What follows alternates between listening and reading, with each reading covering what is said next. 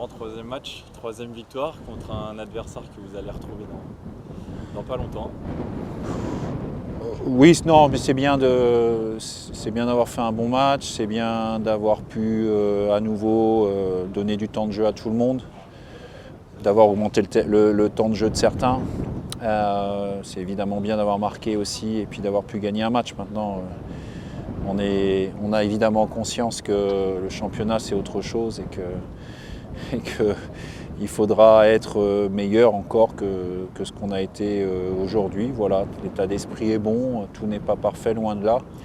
Il y a beaucoup de choses encore à améliorer, mais en tout cas, on est à mi-parcours dans la préparation et ce qu'on voit pour l'instant est intéressant. Et en tout cas, ça nous permettra, j'espère, d'être dans une forme le mieux possible, optimum pour démarrer le championnat. Puis après, il faudra voir en fonction de l'adversité ce qu'on est capable de faire. Il y a des signes quand même très positifs, notamment sur la rencontre avec un pressing haut qui a bien marché. Oui, on veut s'appuyer sur ce qu'a fait notre force la saison passée et puis une sorte un peu d'identité qu'on veut développer au club. Après, voilà, je reste toujours très prudent par rapport au match de prépa parce que je sais que Nîmes était diminué aussi avec l'absence de joueurs importants. Encore une fois, je ne veux pas minimiser ce qui a été fait, mais je pense qu'il faut garder beaucoup d'humilité. De toute manière, quand on est promu en Ligue 2, comme c'est le cas pour le FC Annecy, le mot d'ordre toute la saison, ce sera travail, humilité, et c'est important d'en avoir conscience, même après avoir gagné un match de préparation. Vous avez travaillé dans un nouveau système, le 3-5-2. Quelle analyse vous en faites? Quels sont les avantages, les inconvénients un petit peu de ce système-là pour vous? C'est pas un 3-5-2, pour moi c'est plus un 5-3-2.